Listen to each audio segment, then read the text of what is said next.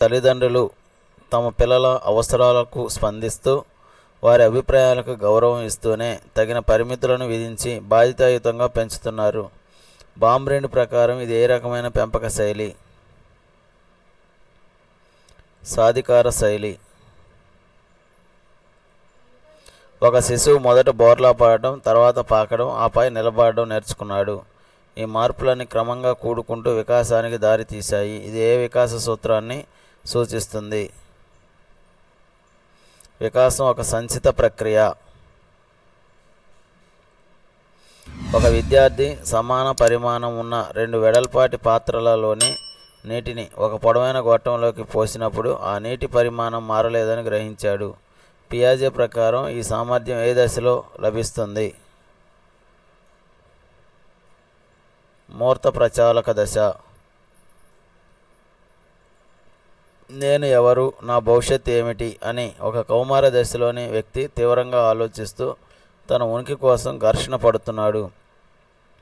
Ericsson సిద్ధాంతం ప్రకారం ఇది ఏ దశకు చెందుతుంది? పాత్ర గుర్తింపు, పాత్ర సందిగ్ధత.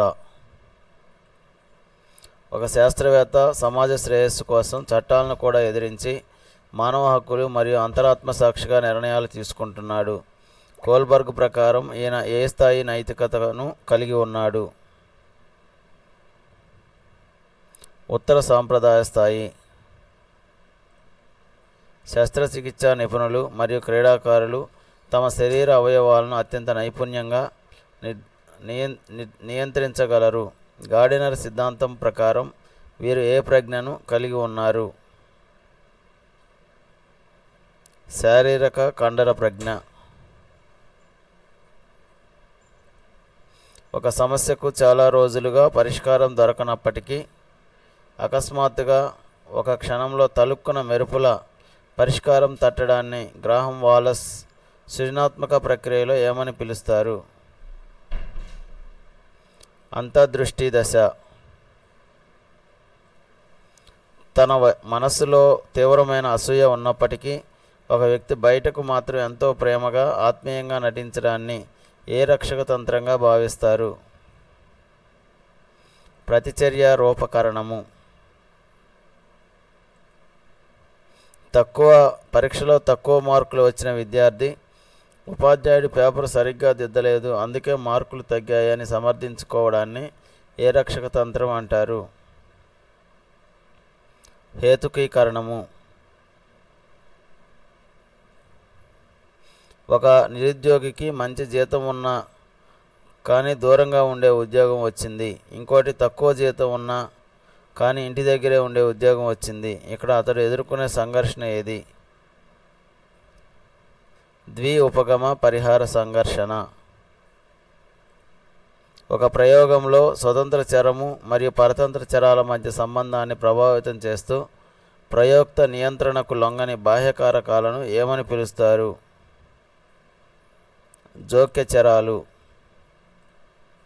ఒక విద్యార్థి గణితంలో మంచి మార్కులు సాధించినప్పుడు ఉపాధ్యాయుడు ప్రశంసించడంతో అతడు భవిష్యత్తులో మరింత ఉత్సాహంగా చదవడం ప్రారంభించాడు. ఇది థాండైక్ ఏ నియమాన్ని సూచిస్తుంది? ఫలిత నియమము. శాస్త్రీయ నిబంధనలో నిబంధిత ఉద్దీపనకు నిబంధిత ప్రతిస్పందన ఏర్పడిన తర్వాత మరొక కొత్త ఉద్దీపనను జోడించి నిబంధనం చేయడాన్ని ఏమంటారు? ఉన్నత శ్రేణి నిబంధనము. ప్రస్తుతం నేర్చుకుంటున్న కొత్త విషయాలు గతంలో నేర్చుకున్న పాత విషయాల పునఃస్మరణకు ఆటంకం కలిగిస్తే దానిని ఏమంటారు? తిరోగమన అవరోధము. ఒక విద్యార్థి తరగతి గదిలో ఒకచోట నిలకడగా కూర్చోలేకపోవడం, అవధానాన్ని నిలపలేకపోవడం మరియు విపరీతమైన చంచలత్వం ప్రదర్శిస్తున్నాడు. ఆ విద్యార్థి ఏ అభ్యసన వైకల్యంతో బాధపడుతున్నాడు? అవధాన లోపము, అతి చంచలత్వము. సహాయార్థి అవసరాలను బట్టి నిర్దేశిత మరియు అనిర్దేశిత మంత్రణ పద్ధతులను సమన్వయపరుస్తూ చేసే మంత్రణ ప్రక్రియను ఏమని పిలుస్తారు? మిశ్రమ మంత్రణము. ఉచిత మరియు నిర్బంధ విద్యా హక్కు చట్టం ప్రకారం పాఠశాల యాజమాన్య కమిటీలో కనీసం ఎంత శాతం మంది తల్లిదండ్రులు సభ్యులుగా ఉండాలి? 75%. జాతీయ విద్యా విధానం ప్రతిపాదించిన 5+3+3+4 విద్యా నమూనాలో 6 నుండి 8 తరగతుల విద్యార్థులను ఏ విద్యాస్థాయి పరిధిలోకి వస్తారు? మధ్యస్థాయి. జాతీయ విద్యా ప్రణాళిక చట్టంలో 2005లోని ఏ అధ్యాయం విద్యా ప్రణాళిక క్షేత్రాలు, పాఠశాల దశలు మరియు మదింపు గురించి వివరిస్తుంది? 3వ అధ్యాయం. గిల్బర్ట్ ప్రతిపాదించిన ప్రజ్ఞాస్వరూప సిద్ధాంతంలో ఉత్పత్తులు అనే విభాగంలో గల మొత్తం అంశాల సంఖ్య ఎంత? 6 అంశాలు. బందూరా సాంఘిక అభ్యసన సిద్ధాంతం ప్రకారం పరిశీలించిన నమూనా ప్రవర్తనను మనసులో సంకేతాలుగా లేదా దృశ్యాలుగా భద్రపరుచుకునే ప్రక్రియ ఏది? ధారణ. పియాజే జ్ఞానాత్మక సిద్ధాంతం ప్రకారం శిశువు ప్రపంచాన్ని కేవలం తన కోణం నుండి వీక్షిస్తూ ఇతరుల కోణాన్ని అర్థం చేసుకోలేకపోవడాన్ని ఏమంటారు? అహం కేంద్రవాదం. ఎరిక్సన్ మనోసాంఘిక సిద్ధాంతం ప్రకారం తర్వాతి తరం మార్గదర్శకత్వం కోసం మరియు సమాజ శ్రేయస్సు కోసం పాటుపడే మధ్య వయస్కుడి వికాసాత్మక దశ ఏది?